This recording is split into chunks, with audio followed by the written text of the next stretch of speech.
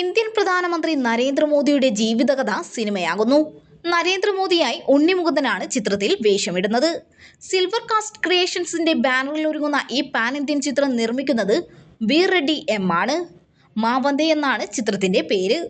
നരേന്ദ്രമോദിയുടെ ജന്മദിനത്തോടനുബന്ധിച്ചാണ് silver cast creations ചിത്രത്തിന്റെ ഔദ്യോഗിക പ്രഖ്യാപനം നടത്തിയത്. ക്രാന്തികുമാർ CH ആണ് രചനയും സംവിധാനവും. നരേന്ദ്രമോദിയുടെ ശ്രദ്ധേയമായ ജീവിതയാത്രയെ ചിത്രീകരിക്കുന്നതിനാണ് ഈ ചിത്രം തയ്യാറാക്കുന്നത്. യഥാർത്ഥ സംഭവങ്ങളെ അടിസ്ഥാനമാക്കിയുള്ള ഈ ചിത്രം കുട്ടിക്കാലം മുതൽ രാഷ്ട്രീയ നേതാവാകാനുള്ള മോദിയുടെ പ്രചോദനാത്മകമായ ഉയർച്ചയെ പ്രേക്ഷകരുടെ മുന്നിൽ അവതരിപ്പിക്കും.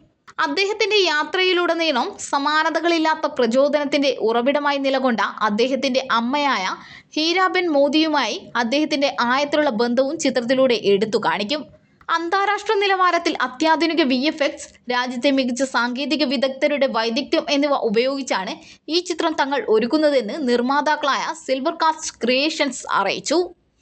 പാൻ ഇന്ത്യൻ റിലീസിനൊപ്പം ഇംഗ്ലീഷിലും ചിത്രം നിർമ്മിക്കും. പ്രചോദനാത്മകമായ ഈ ജീവിത ചരിത്രത്തിലൂടെ പ്രേക്ഷകർക്ക് മറക്കാനാവാത്ത ഒരു സിനിമാ അനുഭവം നൽകുക എന്നതാണ് തങ്ങളുടെ ലക്ഷ്യമെന്നും അവർ കൂട്ടിച്ചേർത്തു.